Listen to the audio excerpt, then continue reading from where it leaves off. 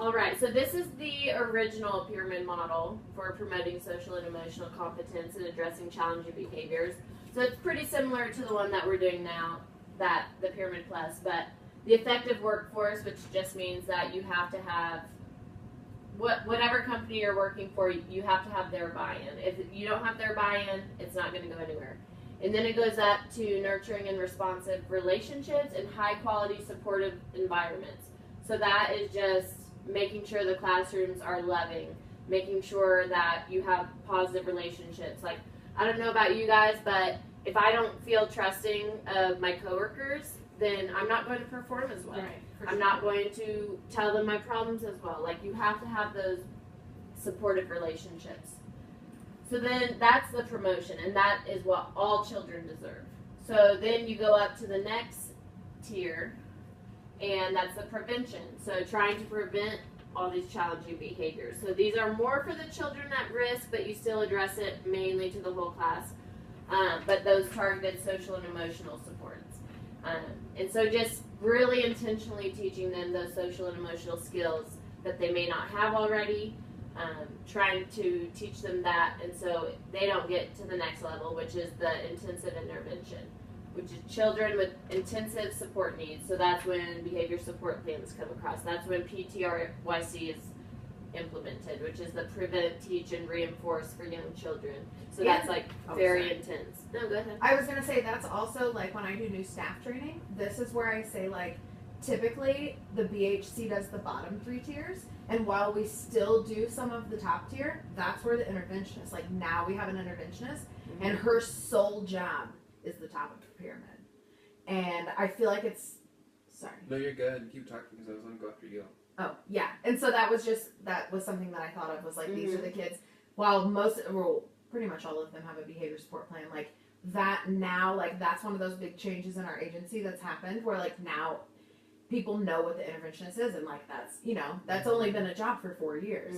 And so now I feel like for agency specific, like that is a pretty quick way to explain what she does versus a behavioral health consultant. Definitely. Yeah, and I feel like too, because I work with the behavioral support spreadsheets that you guys supply me with, and even how that was formatted, it was like bare bones, and my understanding of it was minimal, but seeing this makes sense with like what is used, of it strategies, PYRT? PTRYC. PT, whatever, yeah.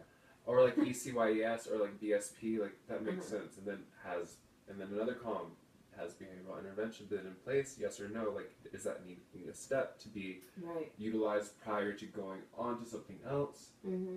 Because like if there's a step, like you can, if it works, because if you have to get to the top, that's what you use at the top, but you make sure you utilize everything else in between prior to, and the fact that we track that, so we're not backtracking, wasting time, that everyone's on the same page, and that everyone is going in and supporting this individual at the right time, because everyone is supplying the right thing, but everyone's time is different, and that's like it makes more sense. It's so weird. And I feel like with like our agency in particular, like the way that the promotion tier is split, I feel like we could split the intervention tier.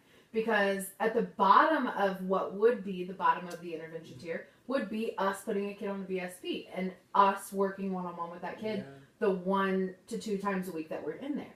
But if that doesn't work, then that's the progress. That's the process that you go through the pyramid.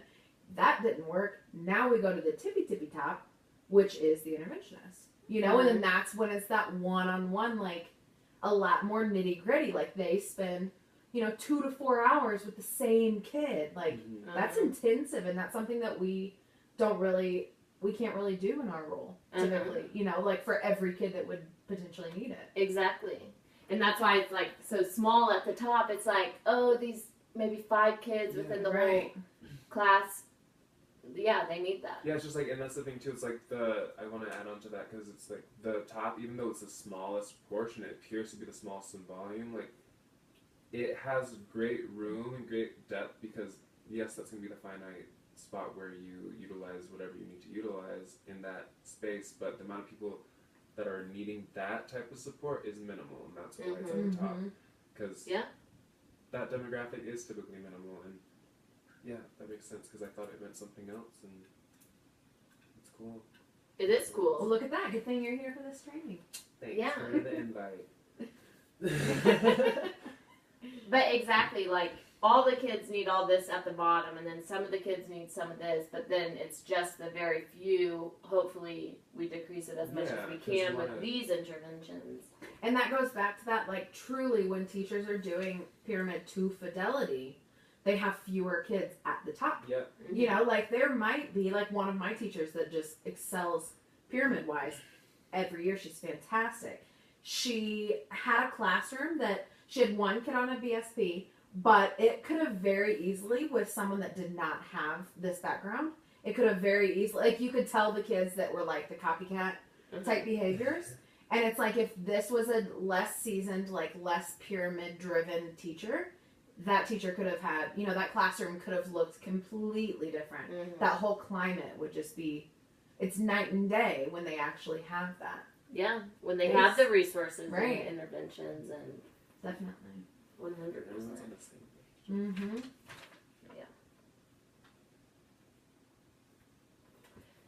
So the pivotal concepts are just the tiered approaches that promote outcomes for all children, which is what we were just discussing. Like, we want to give all the children that those nurturing relationships and those targeted social emotional supports, and hoping that that'll decrease what's at the top of the pyramid.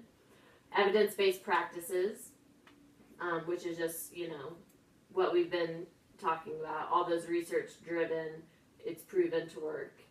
Teaching to fidelity, so implementing practices or interventions as intended by the developer, which we've had really good conversation with that. It's like that, yeah, what the person has originally created, we need to be doing it exactly that way and not trying to, like, make it our own or whatever. Right, we use an evidence-based practice for a reason.